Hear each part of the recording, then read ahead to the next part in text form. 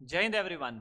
Welcome to ground zero defence academy. तो बच्चों, हमारी एनडीए सीडीएस 1 2025 के फ्री बैच की आज 4th क्लास है और मैंने आपको ऑलरेडी बेसिक्स कंप्लीट करा दिया है और अब हमने हिस्टोरिकल बैकग्राउंड की क्लास जो स्टार्ट कर रखी है वो अपने ऑलमोस्ट एंड चैप्टर पे, एंड टॉपिक पे पहुंचने वाली है। मैंने इससे प्रीवियस क्लास में आपको समझा दिया था, मैंने आपको क्या क्या पढ़ा दिया। मैंने आपको यूरोपियंस के बारे में ऑलरेडी एक गाइडेंस दे दी है।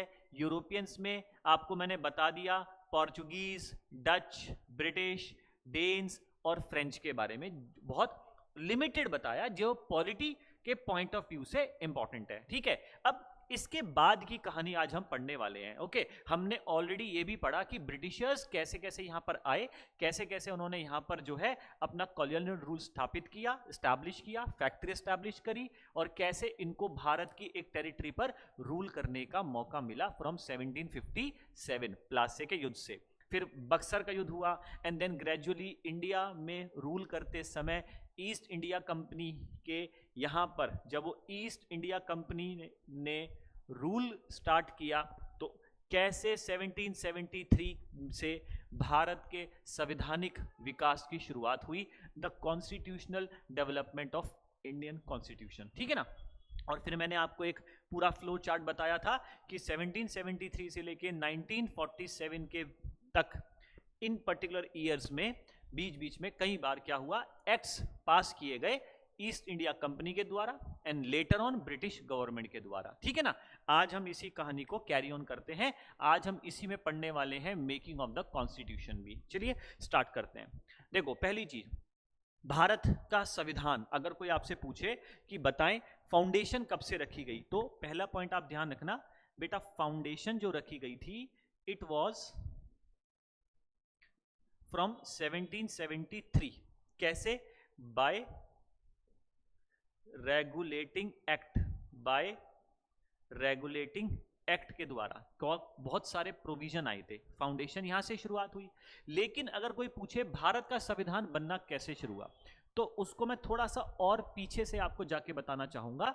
देखो, आपको पहली चीज तो याद रखनी है, 1914 से 1918 के बीच में वर्ल्ड वॉर 1 हुई थी और इस वर्ल्ड वॉर 1 में ब्रिटिशर्स ने जब इंडियन से हेल्प मांगी तो हमने इनकी मदद करी और हमने डिमांड करी कि आप हमें डोमिनेंस स्टेटस दें। ठीक है। अच्छा, हमारी हालांकि वर्ल्ड वॉर 1 खत्म होने के बाद डिमांड्स पूरी नहीं की गई। इनफैक्ट फिर आपको ध्यान रखना होगा कि 1919 में एक एक्ट पास हुआ था जिसको मॉन्टेग चैम्प्सफोर्ड रिफॉर्म भी कहते हैं। इस एक्ट में बहुत सारे पॉइंट्स थे, इनमें से एक पॉइंट ये भी था कि हम 10 साल के बाद, ये ब्रिटिशर्स ने बोला, ब्रिटिश गवर्नमेंट ने बोला कि हम आफ्टर 10 ईयर्स एक कमीशन भारत भेजेंगे to draft the Indian constitution. ठीक है ना, to check, to draft the Indian constitution. तो फिर 1927 में साइमन कमीशन बनाया गया और ये साइमन कमीशन जो है आया 1928 में। कब आया? 1928। और ये साइमन कमीशन में कोई भी भारतीय शामिल ना होने की वजह से इसका बॉयकॉट किया गया, तो साइमन कमीशन फेल हो गया। फिर इसमें हमने, ब्रिटिशर्स ने हमको चैलेंज किया अपना खुद का संविधान बनाने के लिए, तो एक नेहरू रिपोर्ट आई, वो फेल हो गई। तो फाइनली अब आप ध्यान रखें, इसी सीक्वेंस में, इसी क्रम में 1929 में आईएनसी का एक सेशन हुआ था बेटा लाहौर में, और उस लाहौर सेशन में इंडियन नेशनल कांग्रेस के द्वारा ये डिसाइड किया गया कि अब हम ब्रिटिशर्स से डिमांड करेंगे पूर्ण स्वराज की। अब हमें डोमिनेंस स्टेटस भी नहीं चाहिए, अब हमें ऐसा नहीं है कि वाइसरॉय की काउंसिल में और ज़्यादा सीट चाहिए, अब हमें कंप्लीट इंडिपेंडेंस चाहिए। तो आईएनसी ने 26 जनवरी 1930 का डे जो है चूज किया कि इस अगले महीने, मतलब दिसंबर 1929 को वो सेशन हुआ, उस सेशन में वो डिसाइड किया गया और अगले महीने 26 जनवरी का दिन चुना गया। 19 ईयर भी चेंज हो गया कि 26 जनवरी को हम ये अपनी बात, ये जो डिसीजन हमने लिए हैं, ये हमने ब्रिटिशर्स के सामने रखने हैं। और आईएनसी ने हर साल उसके बाद से इस 26 जनवरी को as a independence day celebrate करना शुरू करा। ये बहुत इंपॉर्टेंट पॉइंट है, इसको मैं क्रम में दोबारा बता देता हूं। आपको ध्यान रखना है 1914 से 18 के बीच में वर्ल्ड वॉर 1 और 1919 में एक एक्ट आया था, उस एक्ट के अकॉर्डिंगली 10 साल के बाद ब्रिटिशर्स को भेजना है एक कमीशन जो कि भारत के संविधान का ढांचा तैयार करने के बारे में सोचेगा। 1927 में साइमन कमीशन बना, 28 में भारत आया, इसका बॉयकॉट किया गया, Simon commission fail, Nehru report fail. Finally 1929 दिसंबर 1929 आईएनसी का एक सेशन हुआ लाहौर में, डिसाइड किया गया कि हम ब्रिटिशर्स से मांगेंगे पूर्ण स्वराज। फिर 26 जनवरी 1930 का दिन चुना गया कि इस दिन हम अपनी ये बात ब्रिटिशर्स के सामने रखेंगे, झंडा फहराएंगे, और तब से हर साल 26 जनवरी को आईएनसी ने सेलिब्रेट किया एज एन इंडिपेंडेंस डे। हालांकि हम इंडिपेंडेंट हुए नहीं थे, ठीक है। अच्छा, इसके बाद कहानी चलती रही। तो पांचवा आपको ध्यान रखना है कि 1939 से 45 के बीच में स्टार्ट हो गई बेटा वर्ल्ड वॉर 2। तो फिर से समय आया जब ब्रिटिशर्स को हमारी जरूरत पड़ी और ब्रिटिशर्स ने हमसे हेल्प मांगने के लिए 1940 में अगस्त के महीने में एक ऑफर दिया। तो ये अगस्त ऑफर जो मैंने लिखा है ये क्या है? 1939 और 45 के बीच में जो वर्ल्ड वॉर 2 हुई, तो 1940 में ब्रिटिशर्स ने हमसे मदद मांगी। तो मैंने यहां लिखा है लॉर्ड लिन्थलिथगो जो उस समय के वाइसरॉय थे, उन्होंने प्रॉमिस किया कि वर्ल्ड वॉर खत्म होने के बाद हम एक कंप्लीटली जिम्मेदार भरी सरकार बनाएंगे और एक डोमिनेंट मॉडल के आधार पर एस्टैब्लिश करेंगे भारत को। ये उन्होंने अपने अगस्त ऑफर में कहा। और क्या बोला? एक कॉन्स्टिट्यूशन मेकिंग बॉडी क्रिएट की जाएगी। ध्यान रखना, ये सब बात क्या कह रहे हैं? हम करेंगे वर्ल्ड वॉर के बाद। और ये बात उन्होंने 1914 और 18 के बीच में कही थी कि आप हमारी मदद करो, हम आपकी डिमांड्स मानेंगे, सुनेंगे। पर उस समय हम ऑलरेडी धोखा खा चुके थे। तो हुआ क्या? इस अगस्त ऑफर को हमने ठुकरा दिया, ठीक है। अच्छा, यहां मैंने मेंशन किया है it provided that prominent Indians would be appointed in viceroys executive council. इन्होंने ये भी बोला कि हम आपको वाइसरॉय की परिषद में इंपॉर्टेंट इंडियन लीडर्स को जगह देंगे। ये सब अगस्त ऑफर के पॉइंट्स थे जो लालच हमें दिए जा रहे थे। हमने अगस्त ऑफर को ठुकरा दिया। उसके बाद चीजें चलती रही। 40, 41, 42 आते आते ब्रिटेन की हालत खराब होने लगी। जर्मनी और आपको पता है जो जापान है वो थोड़ा और हावी होने लग गए थे। ब्रिटेन की स्थिति कमजोर देखते हुए ब्रिटिशर्स ने क्या करा? इंटरनेशनल प्रेशर की वजह से ब्रिटिशर्स ने एक और प्रयास किया, ट्राई किया कि उन्होंने अपनी तरफ से एक क्रिप्स मिशन भारत में भेजा कि दोबारा से ब्रिटिशर्स जो हैं आए और इंडियन से मदद मांगे। तो क्रिप्स मिशन जो है इसको हेड करने वाले थे स्टैफर्ड क्रिप्स। इसके जो अध्यक्ष थे, प्रेसिडेंट चेयरमैन कौन थे? Stafford Cripps. तो इसलिए इसका नाम रखा गया क्रिप्स मिशन। इसके अलावा 2 व्यक्ति और थे, Lord Pethick Lawrence and A V Alexander. ये 3 व्यक्ति भारत आए। इन्होंने भारत आकर के भारत की जो पॉलिटिकल सिचुएशन है, जो पॉलिटिकल उस समय पार्टीज थी important, INC and Muslim league, दोनों से बात करी। अब इस क्रिप्स मिशन में हमें लालच दिया गया कि भाई हम आपको डोमिनेंस स्टेटस देंगे। अब आप सोचो, डोमिनेंस स्टेटस की डिमांड हम उठा रहे थे वर्ल्ड वॉर 1 में, और ये हमें देने की बात कर रहे हैं वर्ल्ड वॉर 2 में, जबकि अब तो हम पूर्ण स्वराज की तरफ बढ़ चुके हैं, isn't it? तो इस क्रिप्स मिशन को ही महात्मा गांधी जी के द्वारा पोस्ट डेटेड चेक की संज्ञा दी गई और इस क्रिप्स मिशन को भी हमने ठुकरा दिया। अगस्त ऑफर का भी ध्यान रखना, ये जो अगस्त ऑफर था बेटा, इसको भी जवाहरलाल नेहरू ने एक स्टेटमेंट दी थी, it is as dead as a doornail, ठीक है। तो ऐसे ही क्रिप्स मिशन को महात्मा गांधी जी ने पोस्ट डेटेड चेक की संज्ञा दी। अच्छा, फाइनली क्या हुआ देखो, अब ध्यान रखेंगे। तो 1945 वर्ल्ड वॉर 2 एंड हो गई।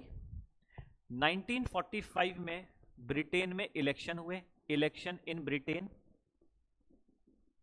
और ब्रिटेन के इलेक्शन होने के बाद वहां पर नए प्रधानमंत्री इलेक्ट हुए, क्लेमेंट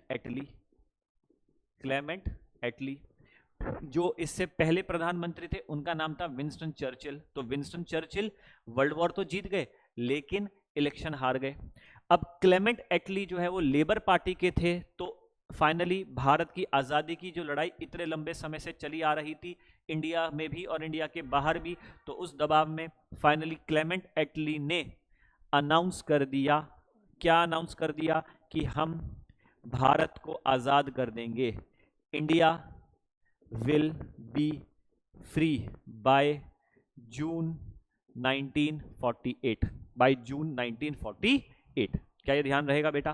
ठीक है। अच्छा, अब हालांकि हम आजाद पहले हो गए। अब आप सोचो कि जब भारत को आजाद करने की बात की गई है, पावर ट्रांसफर करने की बात की गई है, अब हम पावर को ट्रांसफर कर देंगे, तो आपको नहीं लगता कि यहां पर भारत को आजाद करने जब किया जाएगा तो भारत देश इसकी पब्लिक को गवर्न करने के लिए कॉन्स्टिट्यूशन चाहिए। तो इसीलिए भारत में आया फिर एक कैबिनेट मिशन 1946। मार्च 1946 को, देखो मार्च 1946 को कैबिनेट मिशन जो है भारत आया और इसका मेन ऑब्जेक्टिव जो कैबिनेट मिशन का वो क्या था? कुछ रास्ते फाइंड आउट करना जिससे कि यहाँ पे शांतिपूर्ण तरीके से पावर को ट्रांसफर किया जा सके और कुछ ऐसे स्टेप्स उठाना जिससे कि भारत का संविधान बनाया जा सके। ये इंपॉर्टेंट है।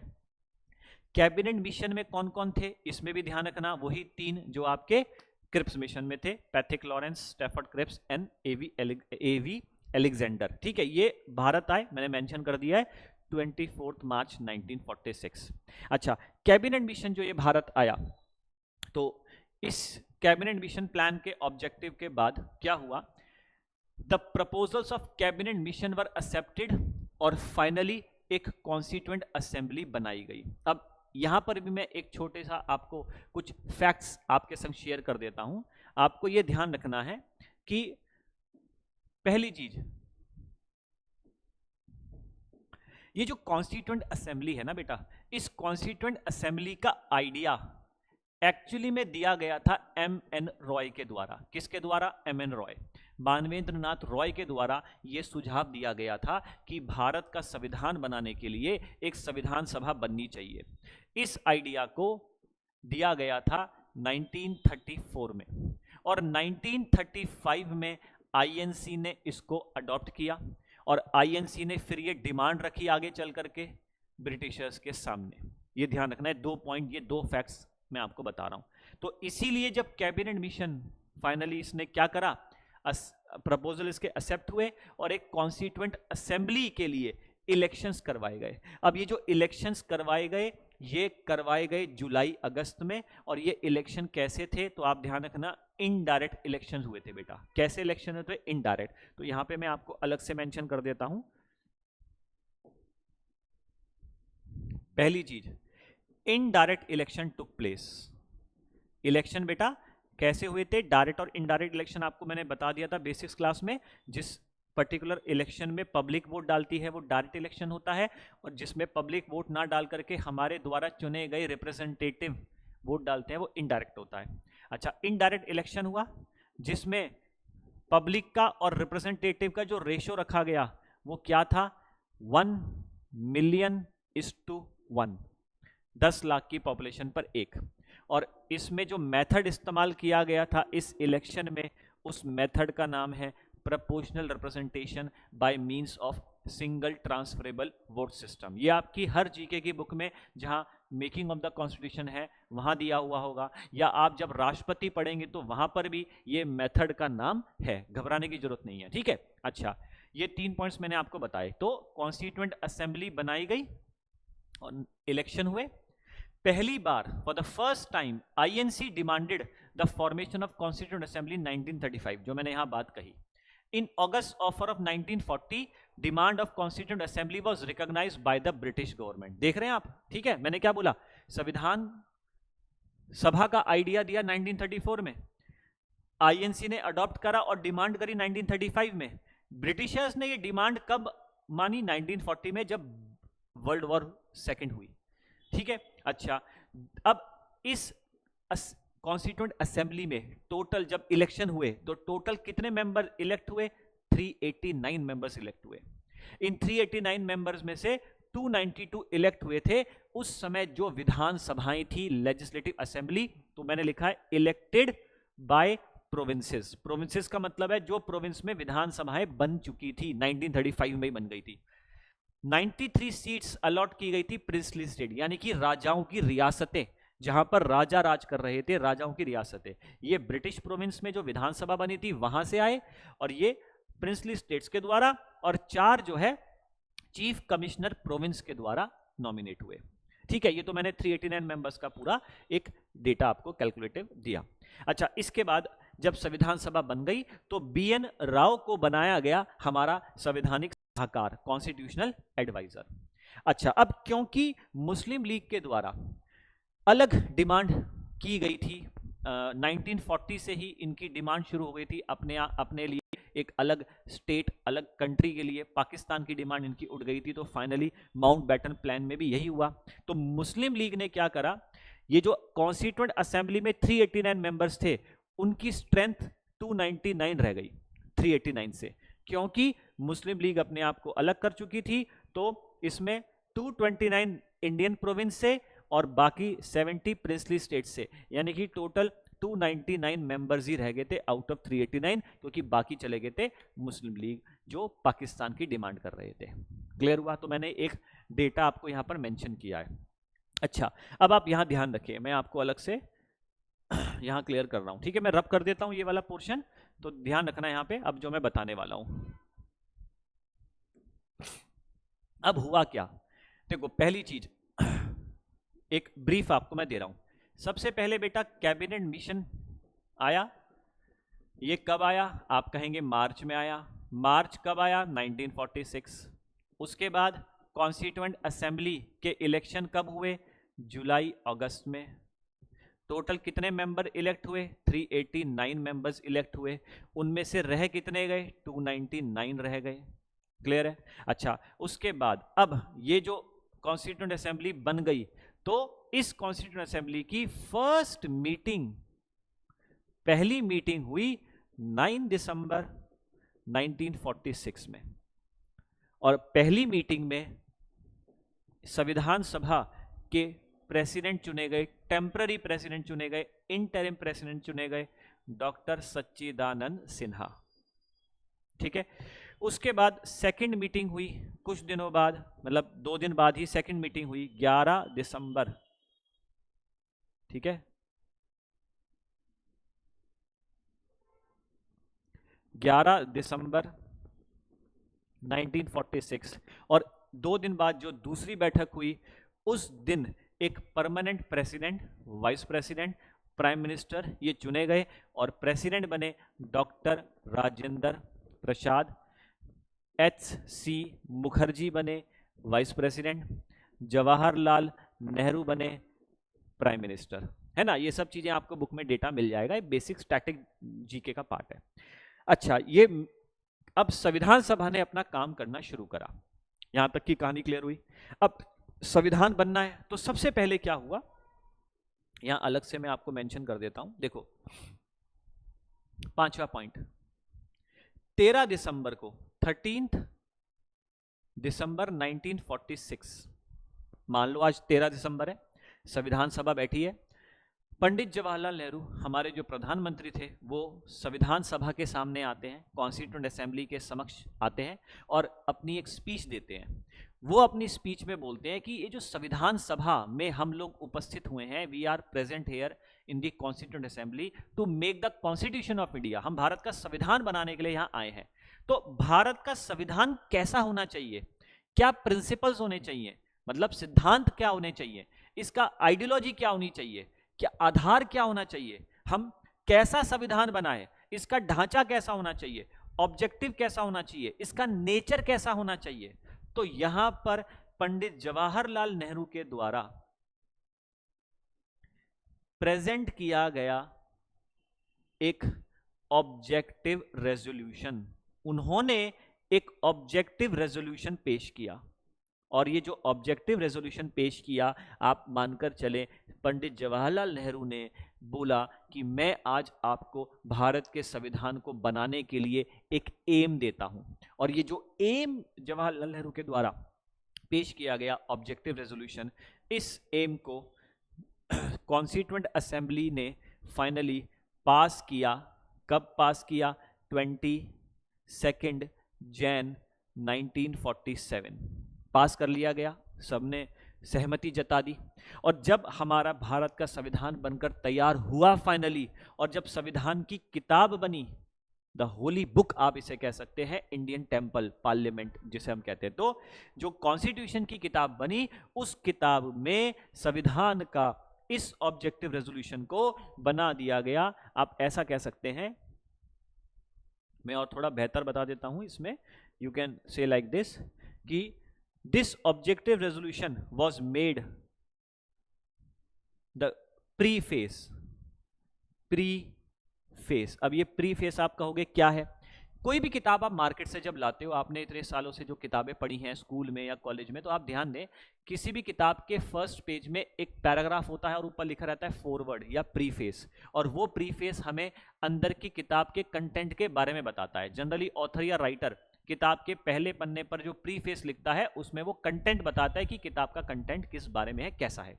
तो ऐसे ही आप मान के चलें कि पंडित जवाहरलाल नेहरू के द्वारा जो ऑब्जेक्टिव रेजोल्यूशन पेश किया गया था, इसी ऑब्जेक्टिव रेजोल्यूशन को पास कर लिया गया, और फाइनली जब हमारा भारत का संविधान तैयार हो गया तो इसी ऑब्जेक्टिव रेजोल्यूशन को भारत के संविधान का प्रीफेस, यानी कि आप इसे कह सकते हैं प्रियम्बल बनाया गया।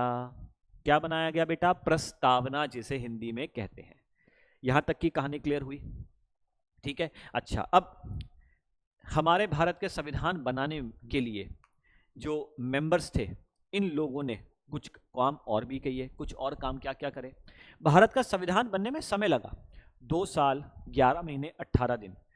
इन्होंने ऐसा क्या करा? तो आप उसके लिए कुछ पॉइंट्स आप नोट कर सकते हैं, जैसे यहां मैं अलग से ऊपर बता रहा हूं। देखो, सबसे पहले तो इन्होंने जो 389 मेंबर्स थे, उन 389 मेंबर्स में से सेवरल कमिटीज बनाई, कुछ कमिटीज बनाई, सेवरल कमिटीज वर फॉर्म्ड, कुछ कमिटीज बनाई, मेजर और माइनर, जैसे fundamental rights committee, steering committee, union power committee, state committee, fundamental rights sub committee, ऐसी कुछ कमेटीज बनाई। ठीक है। और हर कमेटी का एक चेयरमैन अपॉइंट किया गया, यानी कि कमेटी में कुछ मेंबर रखे गए और हर कमेटी का एक चेयरमैन, कि भाई आप ये काम करो, आप ये काम करो, आप ये काम करो, आपका ये टास्क है। अब इन लोगों ने क्या करा? इन लोगों ने नियरली अबाउट 70 कंट्रीज के, डिफरेंट कंट्रीज के कॉन्स्टिट्यूशन को पढ़ा, और उस कंट्री के कॉन्स्टिट्यूशन को पढ़ने के बाद जिस कंट्री के कॉन्स्टिट्यूशन से जो कंसेप्ट हमारे भारत के लिए अच्छा लगा, उस कंसेप्ट को बोरो किया। तो आप कह सकते हैं कि कंसेप्ट हमने बोरो किया है। जैसे एग्जाम्पल के लिए कोई आपसे पूछे कि भाई हमारे देश में पार्लियामेंट्री सिस्टम है, तो पार्लियामेंट्री सिस्टम हमने लिया है ब्रिटेन से। हमारे देश में एक राष्ट्रपति का पद है, उपराष्ट्रपति का पद है, ये हमने कहां से लिया है? ये हमने यूएसए से लिया है। डीपीएसपी आप एक चैप्टर पढ़ते हैं, directive principle of state policy, ये हमने आयरलैंड से लिया है। इमरजेंसी का प्रोविजन हमने जर्मनी से लिया है। अमेंडमेंट का प्रोविजन हमने साउथ अफ्रीका से लिया है ना, एंड सो ऑन। तो ये 2 चीजें आप ध्यान रखें। भारत का संविधान बनने में ऑलमोस्ट 3 साल लगे, पर उन्होंने शुरुआत कैसे करी? मैंने कहा कुछ कमिटीज बनाई गई, प्लस कंसेप्ट्स को डिफरेंट कॉन्स्टिट्यूशन, डिफरेंट कंट्रीज के कॉन्स्टिट्यूशंस को पढ़ के वहां से कंसेप्ट को बोरो किया गया। तो अब आप अगर अपनी किताब देखेंगे तो बेटा किताब में आपको borrowed features of Indian constitution का एक टेबल मेंशन होगा, वो आपको याद करना है। सेवरल कमिटीज जो बनाई गई थी, मेजर माइनर, वो याद करनी है। जैसे एग्जाम में यूजुअली क्वेश्चन पूछा जाता है ड्राफ्टिंग कमेटी के चेयरमैन कौन थे, या पूछ लेते हैं इनमें से कौन सा ड्राफ्टिंग कमेटी का मेंबर नहीं था। ठीक है। अच्छा, इसके अलावा कुछ बेसिक चीजें आप और भी याद करनी चाहिए। हमारा national anthem, national song, national flag कब अडॉप्ट किया गया, ठीक है ना, वो भी डेट्स, फैक्ट्स आपकी बुक में मेंशन है। तो this is how the constitution of India was form. अच्छा, अब भारत का संविधान बनकर, ये भी ध्यान रखना, भारत का संविधान जो है बेटा, ये बनकर तैयार कब हुआ, मैं इसकी एक झलक आपको बताता हूं। देखो, भारत का संविधान बनकर रेडी हो गया था 26 नवंबर 1949, रेडी हो गया। लेकिन हम अपना रिपब्लिक डे 26 नवंबर को तो नहीं मनाते। तो ये ध्यान देना, हम 26 नवंबर को अपना कॉन्स्टिट्यूशन डे मनाते हैं। कॉन्स्टिट्यूशन डे इसलिए मनाते हैं क्योंकि हमारा संविधान की बनने की final reading, third reading complete हो गई थी और हमारा संविधान बनकर रेडी हो गया था 26 नवंबर 1949। इनफैक्ट हमने अपने कॉन्स्टिट्यूशन को अडॉप्ट भी कर लिया था। अब आप कहें, कम से कम आपको मैं यहां पर एग्जांपल भी दे सकता हूं, 16 आर्टिकल्स, 16 आर्टिकल्स हमारे कॉन्स्टिट्यूशन के वो हमने अडॉप्ट कर लिए थे। लेकिन हमने अपने संविधान को लागू करने के लिए 2 महीने डिले किया। ऑफिशियली उसको एग्जिस्टेंस में लाने के लिए हमने 2 महीने देरी करी। अब हमने कौन, संविधान सभा में बच्चों कौन थे, 389 मेंबर्स, और वो उसमें मैक्सिमम मेंबर्स से इंडियन नेशनल कांग्रेस के।